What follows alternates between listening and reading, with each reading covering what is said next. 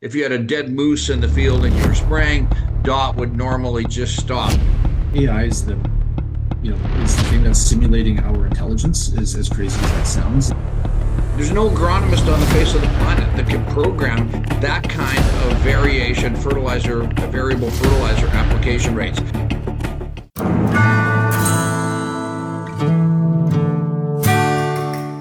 Can you explain the difference between machine learning and AI? And I wonder if that plays into like what is physical AI in farming? And I don't know, Rob, you're kind of at the cutting edge of all this. What's machine learning? Like we sort of, yeah, what is that at?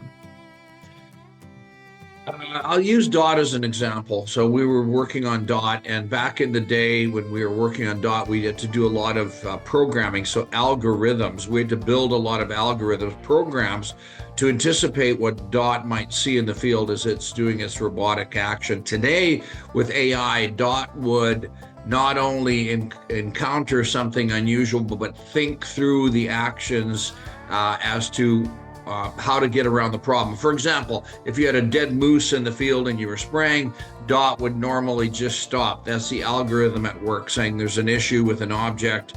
Today, you could use AI to say, hey, there's an object in the field. Here's what it likely is. Back up, go around it. That's the difference between AI. Damon, you might have a real good explanation, because I gather from your programming background, like machine learning will be leveraged on top, or AI will be leveraged on top of machine learning. Yeah, like AI is the thing that's simulating our intelligence, is as crazy as that sounds. And the machine learning component is what trains that model to things like we do or we have. And in a technical sense, or in our daily work, my team and I, where it's the better the historical data to train the model, the better the AI is going to be. And that's always kind of been the delta between this, is that there has been lots of bad data that's gone into it, and thereby the recommendations of the AI or the way that it's simulating our thinking will be flawed. And certainly my thinking is flawed is often. So from a technical standpoint, if you think about building a predictive model in a yield prediction model in agriculture, there's all this remote sense data from weather, satellite imagery, soils, all these like subsets of data that we go and get. We extract, transform, and load it. We do exploratory data analysis. We select the features that are most likely to think like we do and create the ideal outcome without any human intervention. And then you train the models based off of that. So it's the input, and then the output is essentially the cause and effect. So, Dan, if you think back to the clean seeder, the clean seed air seeder, it could vary 6 different things per shank. Yeah. So think about that, right? So it could vary your seed and 5 different fertilizers per shank. Well, who could program that? Nobody. There's no agronomist on the face of the planet that can program that kind of variable fertilizer application rates. But if you had a sensor in front of the tractor that could sense what was in the soil, and you could build an algorithm that basically was your recipe, and then you could have AI actually vary 6 different nutrients per shank every 12 inches across the field. Like it would be impossible without AI. Okay, we got 9 minutes left and we still want to vote. So I want to try and get to everybody's questions. So let's keep our answers succinct if we can, gentlemen. Chris Sobchuk is asking, speaking of trusting it, how can we verify that the data back is accurate? Tim, you were saying you got to read everything anyways. Yeah, I do. I mean, when I'm working on something and it's doing 95% of what I need it to, I still need to read it to make sure that it's 100% accurate, right?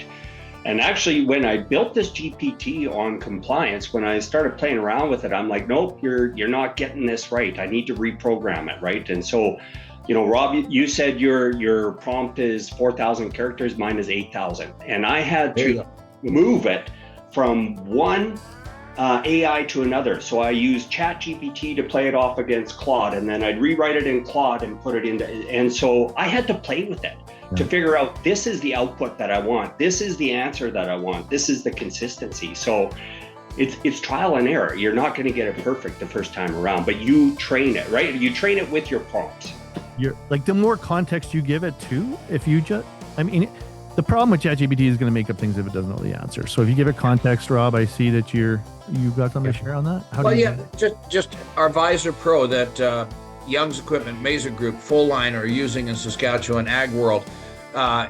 It will give you an answer and always the reference. So you need to have a human in the loop to Tim's point, but we've designed it on data that is curated data, so it cannot go externally to hallucinate, and you need to have a human in the loop. Jason LeBlanc is saying all three of these gentlemen have equally great info. You ask us to vote, but it's impossible, so I ask you to get AI to vote. This may provide confidence, yeah. Well, and Jason sent me a comment here that I really liked. AI is the future. Some don't believe that. And they thought the TV or the fax machine, or I'm going to insert my own thing here, probably the steel tractor, was a fad, right? Remember, nobody wanted the steel tractor? Didn't get rid of those horses. I worked hard for 36 years as an auctioneer, and I got replaced by a button. Haha. So as farm managers, are you prepared to be replaced by AI? Jason LeBlanc said it. I'm prepared. I mean, as long as, it's going to give you 3 squares a day. Well, how can we replace? I mean, no AI could replicate that auctioneer's voice, or that southeastern Saskatchewan charm. Let's be real. But Ryan Giles from Oxbow Agland Corporation, Calgary, Alberta. When will drones be able to scout fields, and when will they be able to spray large, small grain farms? Oh, wow. This is precision agriculture. I mean, the disruption is $264 billion that Goldman Sachs predicts that precision ag will steal from chemistry, chemicals, and fertilizer. I saw a video yesterday where laser beams are being used in Germany to shoot out weeds. I was in Yuma, Arizona, where they were using a herbicide to spray out plantain beside a lettuce plant.